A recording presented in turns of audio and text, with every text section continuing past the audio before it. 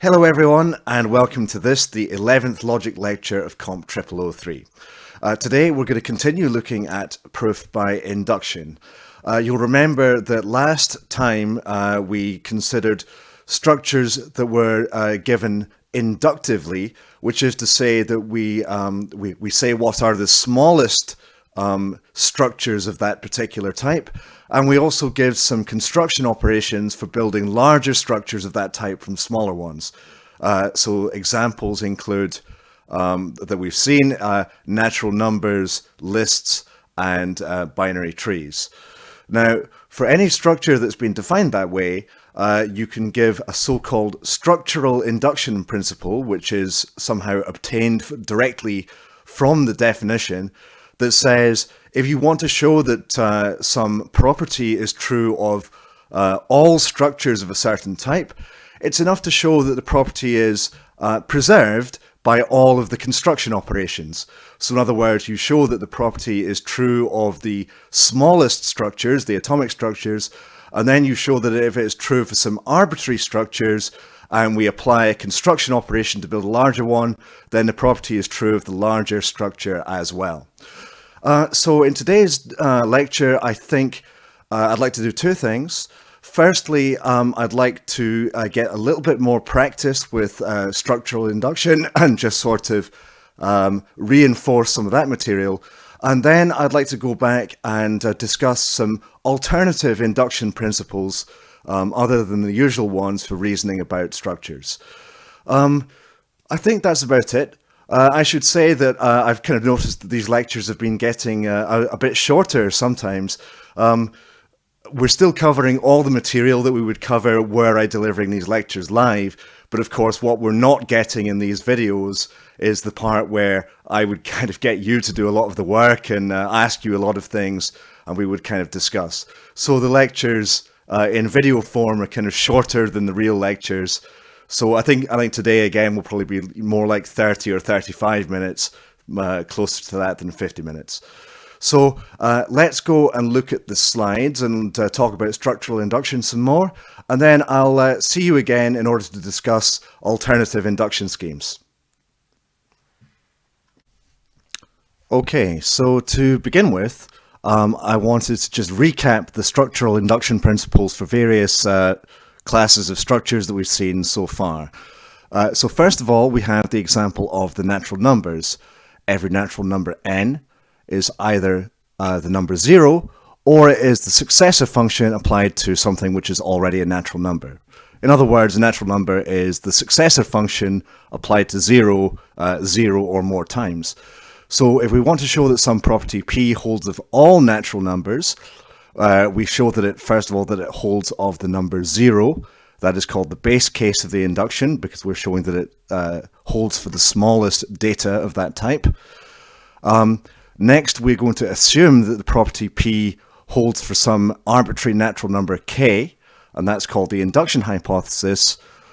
And then we show that p holds for the successor of k, and that is called showing the step case of the induction.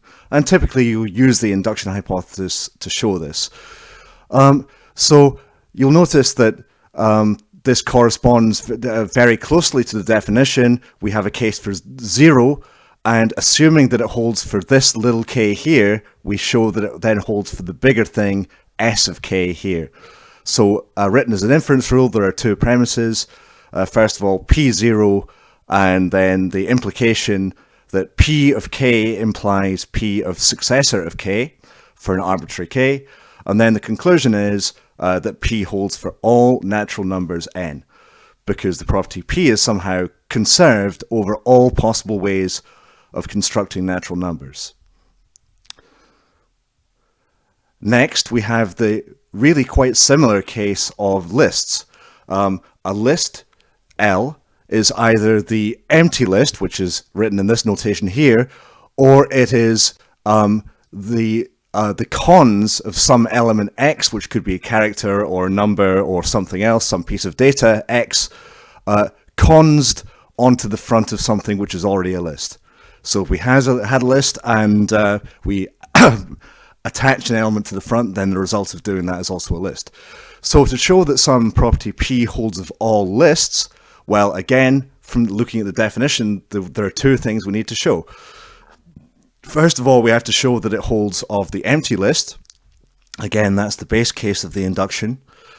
And then we show that, we assume that P holds of some arbitrary list, which I'm calling here X's, and that's the induction hypothesis, and it corresponds to assuming the property for this L here.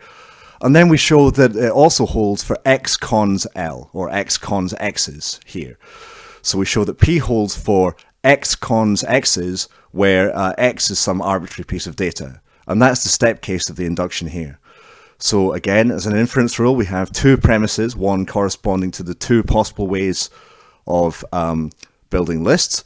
We show that P holds of the empty list, base case, and we show that P of X's implies P of X cons X's, where X is an arbitrary piece of data and X's is an arbitrary list. And if we can do that, then we can correctly conclude that all lists L have the property P, because we show that, that P is conserved over all possible ways of building lists. Next, we have the case of binary trees, which we also saw last time. Again, there are two ways of building trees. A tree is either a leaf, LF here, or it is a branch built from some data X and two subtrees, which you can think of as being the left and the right subtree of that branch. So it's a piece of data X and a left subtree and a right subtree. So if we want to prove that some property P holds of all trees, again, there are two cases, one corresponding to each case of the construction of trees. So first of all, we show that P holds of a leaf, any leaf, then that's the base case of the induction. Then, because building a branch involves two trees, the left and right subtrees, we'll assume that P holds of arbitrary trees T1 and T2. And so the induction hypothesis, you're getting to assume it for kind of two things here. And then we show that P must hold for a branch built from some arbitrary data X and the trees T1 and T2. Again, as an inference rule, it has two premises. We show that P holds of a leaf, the base case, and then we show that if P holds of T1 and of T2, then it holds of the branch X and T1 and T2 for arbitrary data X. The conclusion is that the property P is true of all trees T, again, because P is preserved over all possible ways of constructing binary trees. So now let's do one more example of reasoning by structural induction over trees. And for this, I'm going to recall the two functions on trees that I defined last time. They're defined by recursion on trees. So in both cases, there's a case for the leaf and a case for the branch.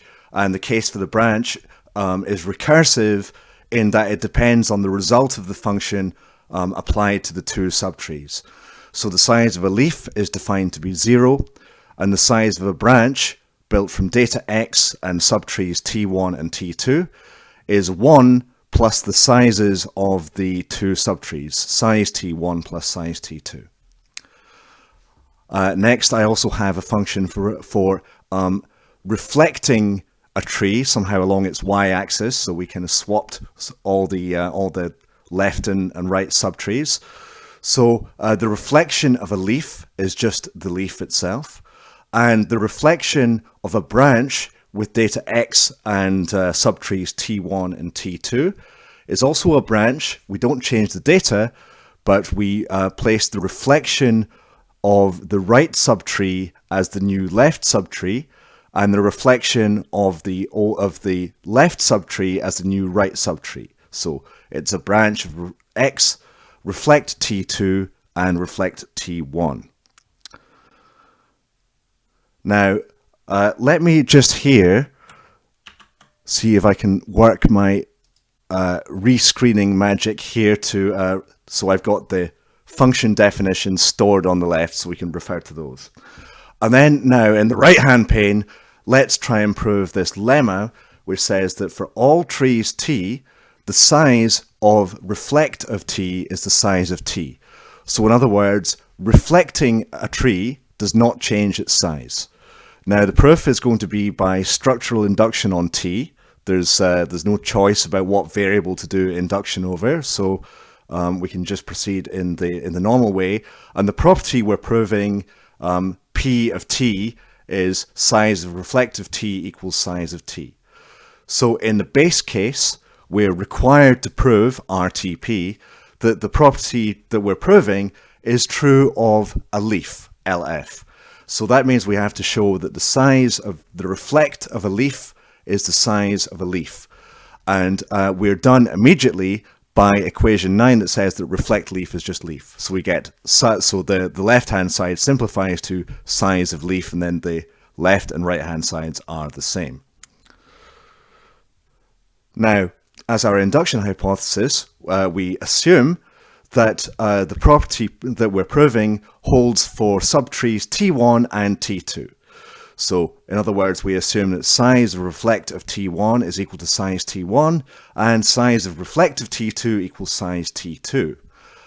In the step case, we're then required to show that the property holds of a branch with arbitrary data x and subtrees T1 and T2.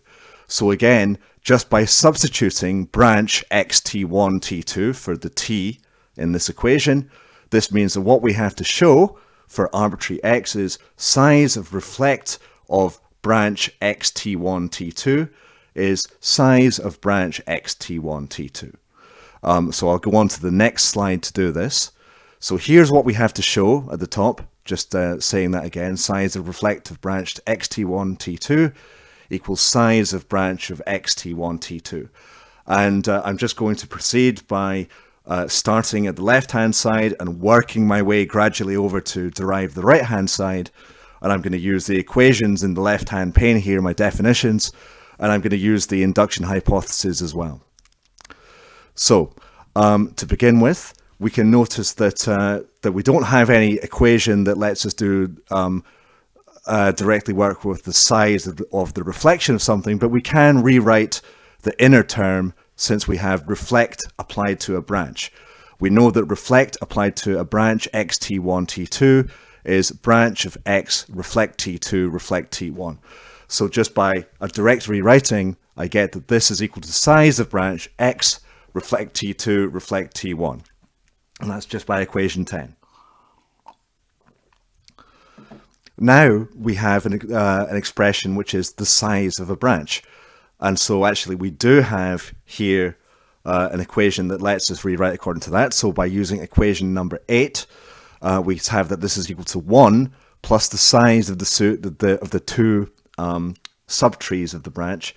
So 1 plus the size of reflect T2 plus size reflect T1. Now, remember that by induction hypothesis, we know that size of reflect T2 is just the size of T2, and the size of reflect of T1 is just the size of T1.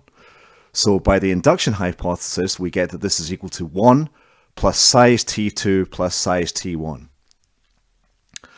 And that, using the fact that addition is commutative, I mean, this is mathematical addition, not the addition that we defined on natural numbers earlier, although we showed that that's commutative as well, and of course it's the same thing.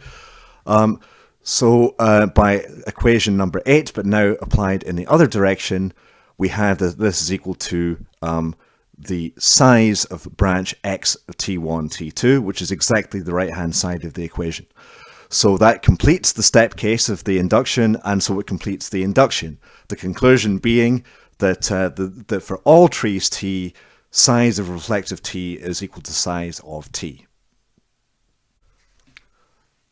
So all the examples of structures that we've seen so far, and we've done induction over them, have all had exactly one base case and exactly one sort of recursive or inductive case for constructing larger structures. So I thought it'd be useful to see as well an example of a structure where we had, more than one recursive case. So here's a simplified definition of formulas of propositional logic, where we're just using the connectives not and or. Now, remember that actually we saw before that, that the connectives not and or are actually enough to get us back all the other connectives, because, for example, we can define the formula A implies B as the formula not A or B, and we can define the formula A and B as not A or not B. So we actually haven't lost any generality in using this definition, but the definition of an or not formula here, an or not formula F is either a proposition letter Q, and I'm using Q here so as not to get mixed up with the property P that we're going to show by induction, or it is the negation of something which is already a formula, or it is the disjunction of two things that are already formulas. Therefore, if we want to prove that some property P holds of all formulas of this kind, well, because there are three cases of the definition, one of which is kind of atomic, and two which are kind of recursive in that they build up larger structures from smaller ones, there are actually going to be, one base case and two step cases. So the base case of the induction is showing that the property P is true of any proposition letter Q. So that's the base case of the inductions. We show that, again, that it holds for the smallest data of that type, which are just propositions. And then we're going to have two different step cases. The first is assuming that P is true of some formula A, that's the induction hypothesis for this particular step, we show that the property P is also true of the formula not A.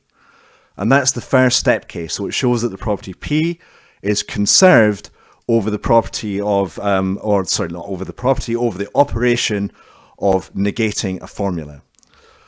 And for this step, the OR case, we assume that the property P is true of two formulas A and B, and then we must show that it is also true of their disjunction A or B. And that shows that the property P is conserved over the construction operation of building the disjunction of two formulas. And that's the second step case. So as an inference rule, there are three cases or three premises. We show the base case, which is that P holds of Q. We show the first step case for negation, which is that P of A implies P of not A. And then we show the second step case, which is that P of A and P of B imply P of A or B. By the way, I'm writing the implication using this kind of big arrow here and the conjunction using this ampersand here, just so as not to get them mixed up with the implication and conjunction that we might use in propositional formulas. But they mean the same thing.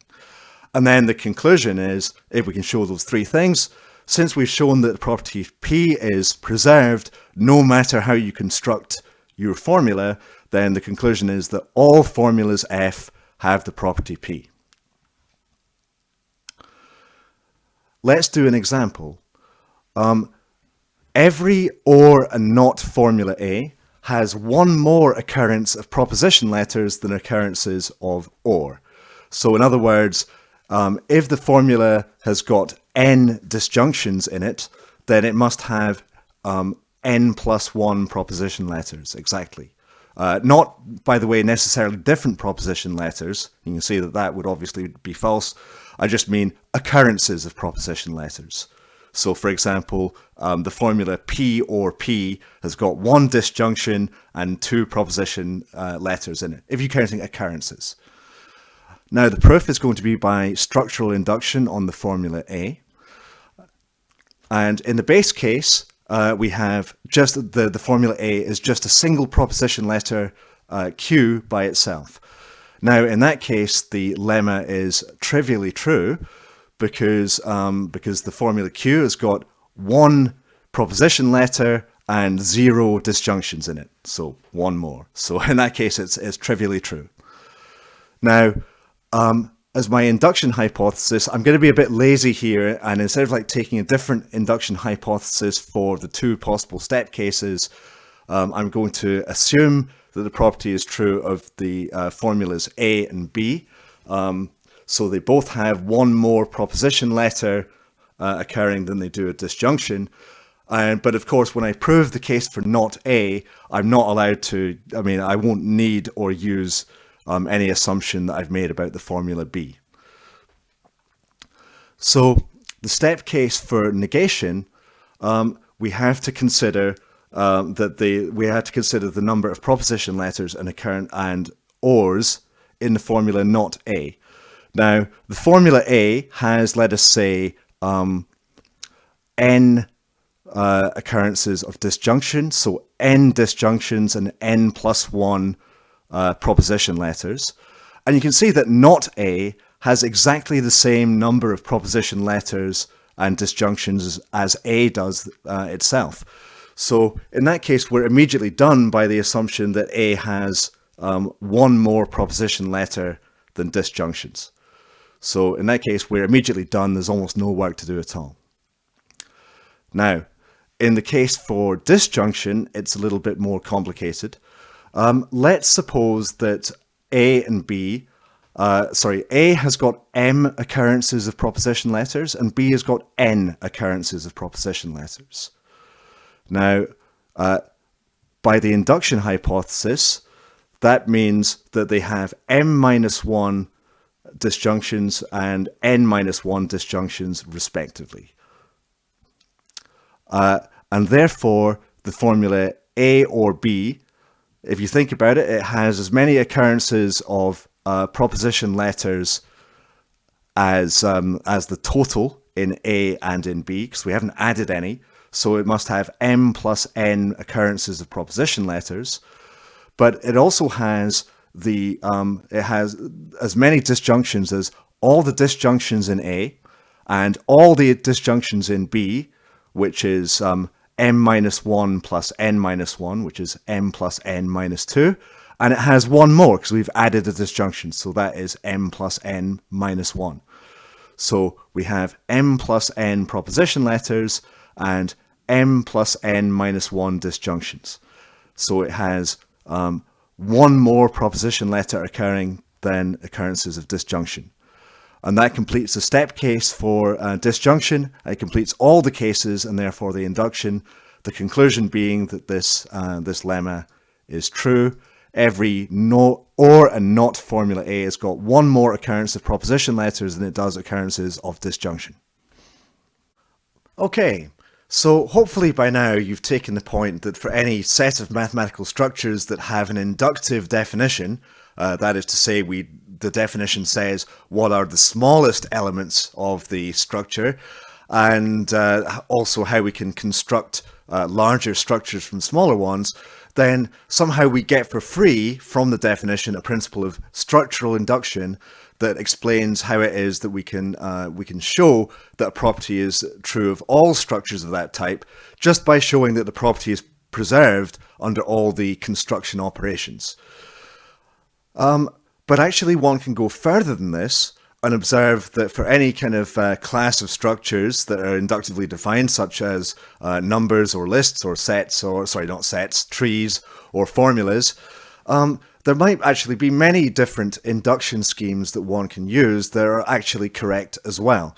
Now, for example of this, consider the case of the natural numbers. Ordinary induction on the natural numbers somehow can be thought of as arranging the numbers on a line, like a list of, like a line of dominoes. And we show that we can knock over the first domino, which is showing that a property is true of number 0, the first one. And we show that if we can knock over any domino in the line at all, domino k, then we can also knock over the next domino, which is domino s of k, successor of k. But that's not the only way that you could, and we know that we can knock over all the dominoes that way, but it's not the only way we could knock them all over. Imagine now that we've chosen to color the dominoes alternately red and blue. which is of course exactly like labeling the even and odd numbers. So they're arranged red, blue, red, blue, red, blue, and so on. Now, supposing that we show that we can knock over the first red domino, which is 0, and we can knock over the first odd domino or blue domino, which is 1, and then we show two more things. We show that if we can knock over a red domino, any red domino, that we can knock over the next red domino. And if we knock over any blue domino, then we can knock over the next blue domino. So that, in other words, we show that if a property is true of an even number, then it's true of the next even number. And if it's true of an odd number, then it's true of the next odd number. Well, then we know that we can also knock over all the dominoes. Knocking over the first red domino causes us to knock over all the red dominoes. And knocking over the first blue domino causes us to knock over all the blue dominoes. And since every domino is either red or blue, then we're going to knock over them all. So that's one possible way that we could choose to reason in an alternative way by induction over the natural numbers. And so now I think we're going to go and just start taking a look at one possible alternative induction scheme for the natural numbers, which is quite commonly used and is sometimes called two-step induction. So let's have a look at that now. So now let's look at an alternative induction scheme for the natural numbers, which is called two-step induction. And you can kind of think of this where the steps of the induction kind of go up in increments of 2 rather than in increments of 1, as in standard induction. And for that reason, we actually require to show 2 base cases, not 1. So here's an alternative way to show that a property P holds for all natural numbers. First of all, we show that P holds of 0. And second, we also show that it holds of the successor of 0. So in other words, we show that P holds for the first 2 numbers, 0 and 1. So these are the 2 base cases of two-step induction. Next, as our induction hypothesis, we will assume that P holds of 2 successive numbers, k and sk, for some arbitrary number k. So we're going to assume that it holds for a pair of numbers that are successors.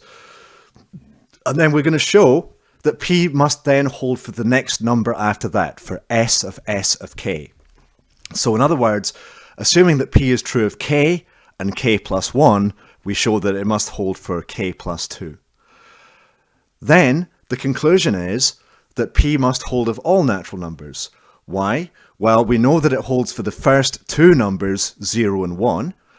And then from the step case, since it holds of 0 and 1, the step case, P of k and P of sk implies P of sk. Well, if we have 0 in for k here, we have P0 and we have P of s of 0 by the base cases. So we get P of s of 0. So in other words, P of 2. Then since we have P of 1 and 2, this step case again gives us that P holds of 3. And so on and so forth. And in such a way, we again knock over all the dominoes, but now to knock over each domino, we have to knock over the 2 previous ones. So this is like a different way of reasoning, but it's still valid. In fact, it can be shown to be equivalent to the standard one-step induction on natural numbers, which I think we'll see next lecture. And I suppose you might be thinking, why would I want something like this? Well, the answer is that for showing particular theorems or particular lemmas, then sometimes the proof becomes much easier when you use a suitably chosen induction scheme, particularly one that kind of better matches the form of the definitions you're working with or the form of the result you're trying to prove. Now, let's go through an example of this. I'm going to show you an example of something that is quite easy to prove using two-step induction on natural numbers, but is actually a bit of a pain to prove using one-step induction on natural numbers. So I'm going to define, rather than a function, I'm going to inductively define a predicate which is the property of being even on the natural numbers. So I have two cases. The first clause, this line here, is that 0 is an even number. I hope that you'll be quite happy with that. And the second clause is that if x is already an even number, then so is the successor of the successor of x. So if x is even, then so is x plus 2. So, I mean, I hope you will be that you will agree that this is a correct definition of the even numbers in arithmetic. It's an inductive definition, and there's a kind of step case explaining how to construct a bigger even number from one which is already even. So the even numbers generated by this definition are 0, SS0, SSSS0, which is 4, and so on. And by the way, just like with our other inductive definitions, we also assume somehow implicitly that nothing else is an even number other than what is generated by this inductive definition. So what I would like to show is that for all numbers x and y, if x and y are both even, then so is their sum. Now, we actually saw a kind of non-inductive proof of this, I think, right at the beginning of the material on induction. But I kind of cheated there because I used definitions of divisibility and multiplication and stuff that somehow I took for granted. And this time we're not going to take anything for granted. So I'm going to do this proof by two-step induction, and I'm going to go by two-step induction on x, even though I don't think it really matters here which variable I choose. I think you would get there either way. So I'm going to proceed by two-step induction on x. And my property that I'm proving, P of x, is that even x, for all y, if x is even and y is even, then x plus y is even. So in the base case, the first base case, because remember there are two, we have to show that the property is true for 0 and the successor of 0. So in the first base case, we're required to prove that the property is true of 0. So if 0 is even and y is even, then so is 0 plus y. Well, that's easy. I mean, the fact that, the assumption that 0 is even doesn't really get us anything because we already know 0 is even. But supposing that we know that y is even, then for sure, since 0 plus y is just y, then y is even as well. By the way, notice that, the thing that we have to show, the property that we're showing here, is a whole implication. So we're proving an implication by induction. The next thing we have to show is that if successor of 0 is even and y is even, then successor of 0 plus y is even as well. So this seems like an odd statement to prove because we're saying that if 1 is even and y is even, then y plus 1 is even. But well, you think, oh, that's a bit of a worry because if y is even, then y plus 1 is definitely not even, and that's true. But you can notice that we have a false assumption in here. The successor of 0, 1, is definitely not an even number, so we know that the left-hand side of this implication is actually always false. Successor of 0 is not even, so the left-hand side of the implication is false.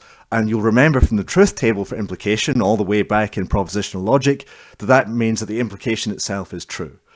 Whenever you have a premise that you know is false, then any conclusion you can kind of draw from that is somehow true by default.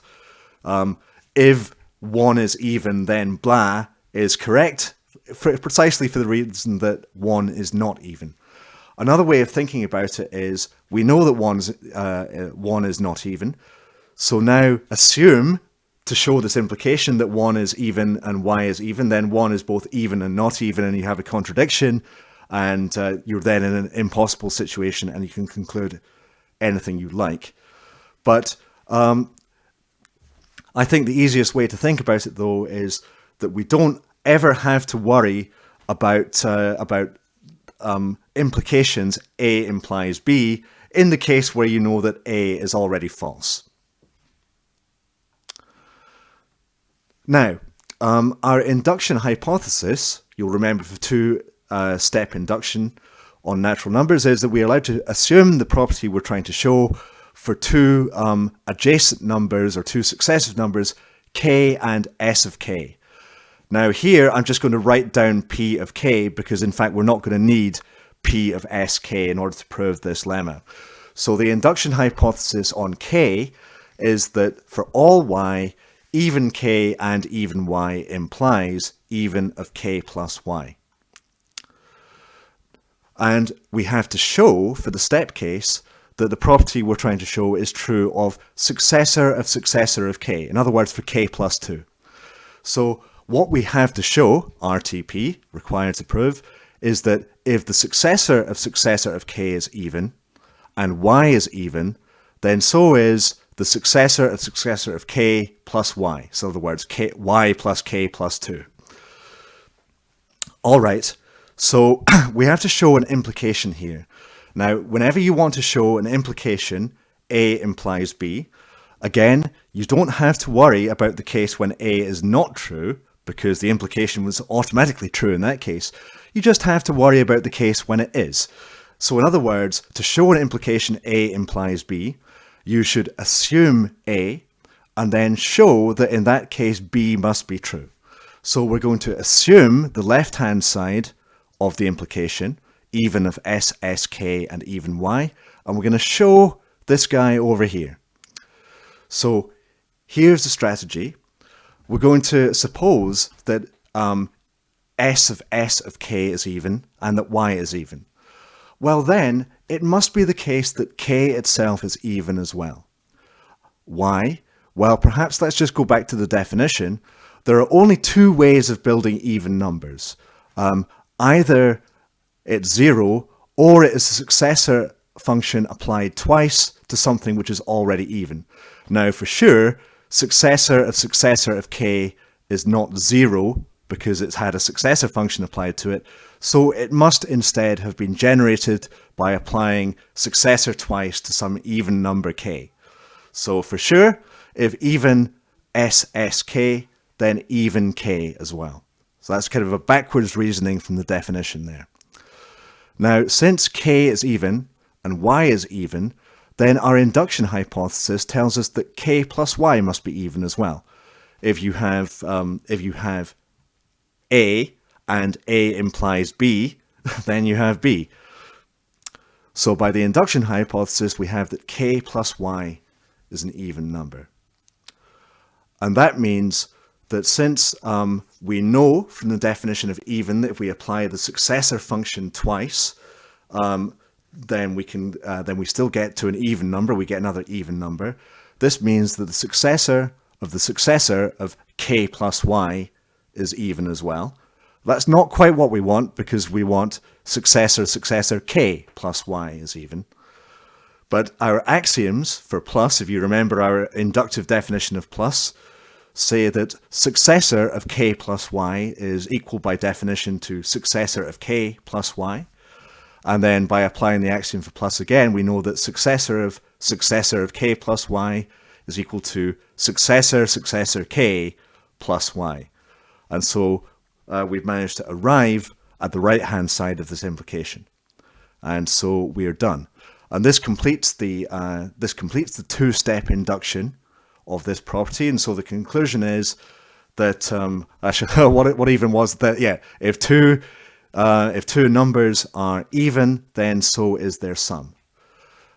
Now, although this proof wasn't completely trivial, and we had to do a little bit of work to prove it, I think it would be instructive to try proving it using ordinary one-step induction. You're going to have a hard time, and probably what you will end up needing to do is probably applying ordinary induction twice, I would think. But you will see, I think, that if you try proving this by ordinary induction, then, I mean, your base case will be okay, but in your step case, you will have to show that if the successor of k is even and y is even, then the successor of k plus y is even, and you won't be able to do very much with the assumption that the successor of k is even, and so that you're going to hit a problem there, I think. So I think, the message is that particular theorems are best tackled, but sometimes very often by kind of suitably chosen induction schemes. And I think that will do it for today. In the next lecture, we're going to conclude the material on proof by induction by looking at some even more exotic and interesting alternative induction schemes to the natural numbers, most notably perhaps including the principle of infinite descent, which is a kind of method of backwards induction which was known to the ancient Greeks and then later kind of rediscovered by the well-known French mathematician Pierre de Fermat. So I shall look forward to that. I hope you do too. Thank you for your attention, if you paid any, and I will see you next time. Take care.